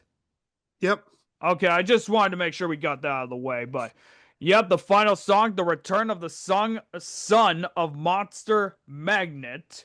And yep, he just explained the whole story already so that you all know in case. Oh, didn't we want to go through the lyrics for It Can't Happen Here? Oh yeah, you know what? Why don't you go ahead and do that actually? Let me take All a right. look at let me take a look one more time. Oh yeah, you All go right. right ahead. All right. It can't happen here. It can't happen here. I'm telling you, my dear, that it can't happen here. Because I've been checking it out, baby. I checked it out a couple of times, but I'm telling you, it can't happen here. Oh, darling, it's important that you believe me, bop, bop, bop, bop, that it can't happen here. Who could imagine that they would freak out somewhere in Kansas? Who could imagine that they would freak out in Minnesota? Who could imagine that they would Ooh! freak out in Washington, D.C.? Oh, baby, it can't happen here. Oh, baby, it can't happen here. It can't happen here. Everybody's safe and it can't happen here. No freaks for us. It can't happen here. Everybody's clean and it can't happen here. I'm telling you, it can't. It won't happen here. I'm not worried at all. I'm not worried at all. Plastic folks know it won't happen here. You're safe, Mama. You're safe, baby. Just cook a TV dinner and make it. Pop, pop, pop. Are you gonna get a TV dinner and cook it up? Oh, get a TV dinner and cook it up. Cook it up. Oh, and it won't happen here. Who could imagine that they would freak out in the suburbs? Ha! He Man, you name guys are really dropped the safe. album title. Hmm. Oh. I Go remember ahead, continue. Tutu. I remember Tutu. I remember Tutu. They had a swimming pool. I remember Tutu. I remember Tutu. They had a swimming pool. I remember Tutu. I remember Tutu. They had a swimming pool. They thought it couldn't happen here. They knew it couldn't happen here. They were so sure it couldn't happen here, but Susie, yeah, that's it. That's it. I fucking hate this part. Like, seriously, fucking go fuck yourself. Not even any music at all in it. And you know what? Now that you've just already read that part, which I thank you for, we get to the return of the son of Monster Magnet, and oh god, I don't have the lyrics on here. God damn it. I might have to see if I can even look them up quick. Give me a moment. The song started off way too fucking slow for my liking, and I hated it. I hated it. All right. Mhm. Honestly, The Return of the Son of Monster Magnet is like the only song on the album I don't like. Yeah. My shit's loading right now, so I hope it don't. I hope it don't crash my shit, though. That's all I can hope for. But I did like the. I did like the intro part. To be honest with you. Yep. Um. Okay, so like I said, it's stupid. It's just stupid. I'm gonna quickly read this right here because there's a Wikipedia page for it. So it was released in 1966. It was recorded on March 12th. The genres were experimental rock, avant-garde, musique concrète, acid rock, art rock, and just noise. I never heard of that genre Hmm. before. It was released by Verve Records, and the composer was Frank Zappa, and the producer was Frank Zappa. Yeah. And it pretty much consists of like two different parts here, and it is Ritual Dance of the Child Killer and Nullus Pretty, otherwise known as No Commercial Potential.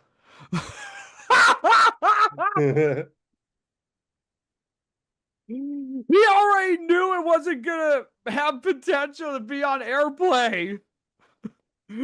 Oh my god, dude. That is so, dude. That is like literally the most smart ass thing right there. Honestly, dude. Yeah, this doesn't have potential. So you know what? No commercial potential. Fuck it.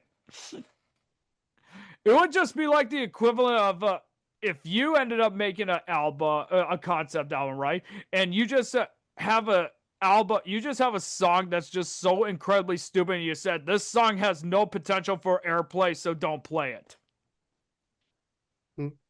You know? And then another one called "Don't Listen to This Song."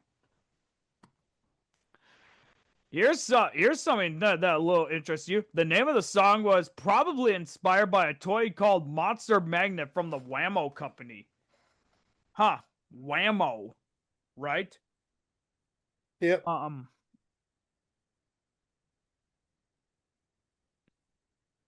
let's see here. What else is there?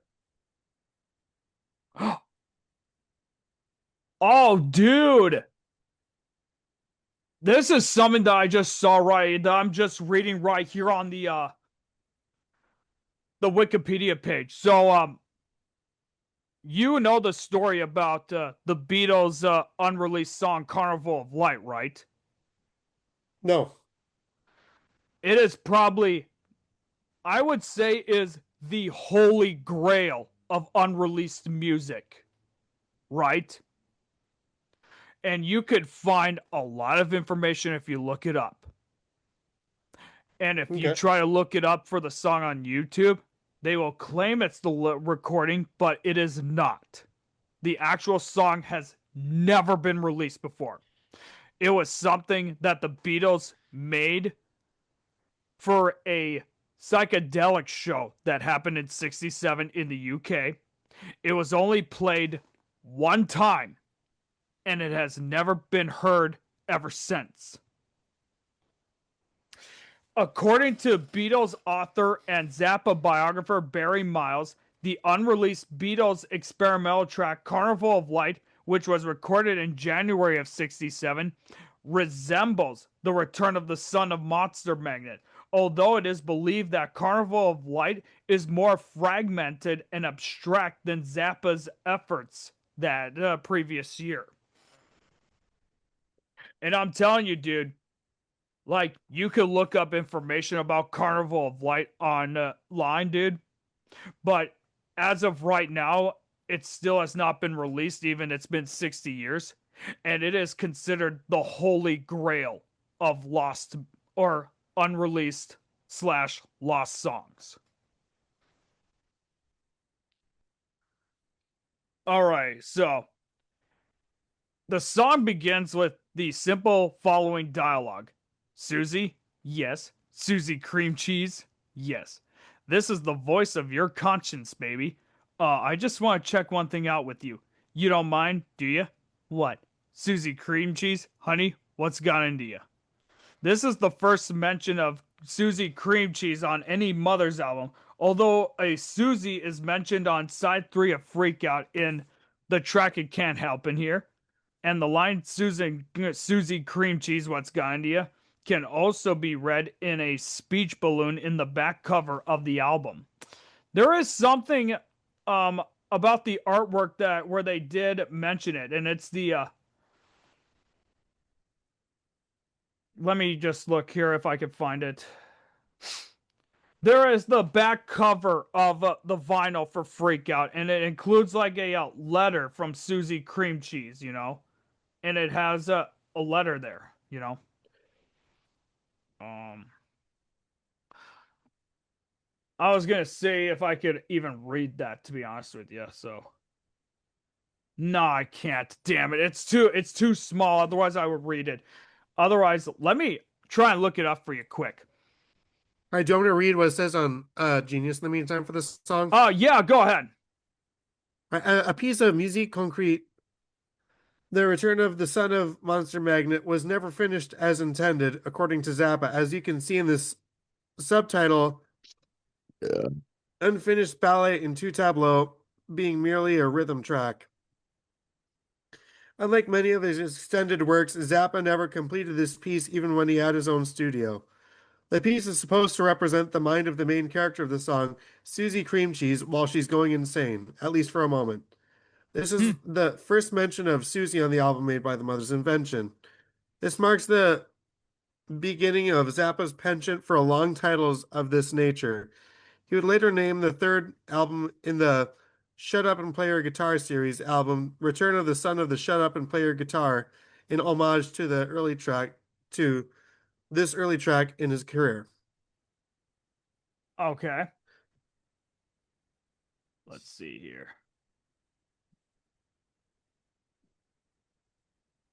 I'm just trying to see where it is at quick for the letter.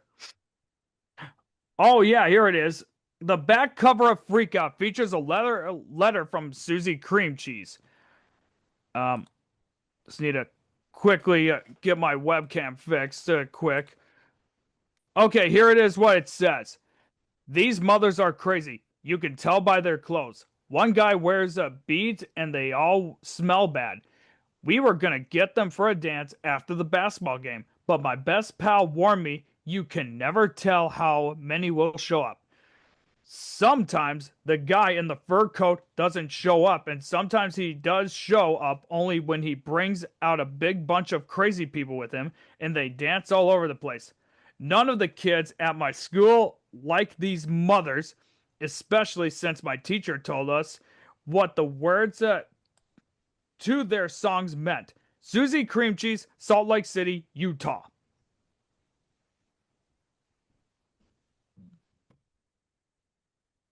Oh, and here's another interesting fact here about Susie Cream Cheese.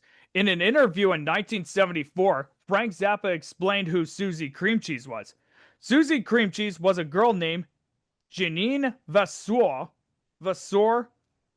and she is the voice that's on the Freak Out album. The Myth of Susie Cream Cheese, the letter on the album I wrote myself. There never really was a Susie Cream Cheese. It was just a figment of my imagination until people started identifying with it heavily. It got to weird proportions in Europe, so that in 1967, when we did our first tour of Europe, people were asking if Susie Cream Cheese was along with us. So I procured the services of another girl named Pamela Zarupica, who was hired to be Susie Cream Cheese of the European tour. And then she maintained the reputation of being Susie Cream Cheese after 1967. The first one went someplace we don't know where. Alrighty, dude. I'll get right into the lyrics quick. Just give me a second. I already read the stuff, and then cream cheese gibberish. Oh baby, wow, yeah, man, it's happening, man. Bajoy le jinga. Flashing man, America's wonderful, wonderful, wonderful, wonderful, wonderful, wonderful, wonderful, wonderful,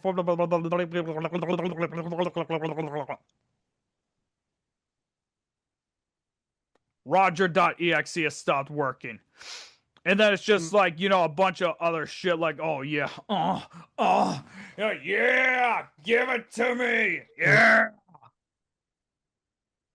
And then, yeah, I don't know what else there is. And then there's cream cheese, cream, faster, faster, higher, higher, higher. And you guys know what I'm talking about. It's a bunch of fucking gibberish, all right? It was a bunch of sex noises, and then there was like no fucking music whatsoever. The song was horse shit, all right? Susie Cream Cheese sounds like a good stage name, but I cannot for the life of me fucking listen to this god-awful song. And Frank Zappa, fuck you for making this. It probably would work better if I was really high on acid, just like that one time. Although it is a joke. It is a joke, all right? I was really high on THC gummies during that time we were watching fucking Django Unchained, where Aegis was passed the fuck out on my couch. That is another joke too, people. That's another joke, all right? All right, but you guys get the idea. Like, he could have made a good finale out of this, but he fucking didn't, all right? You can't even... Dude, you're not even touching your cat. She's all the way over there, dude. All right?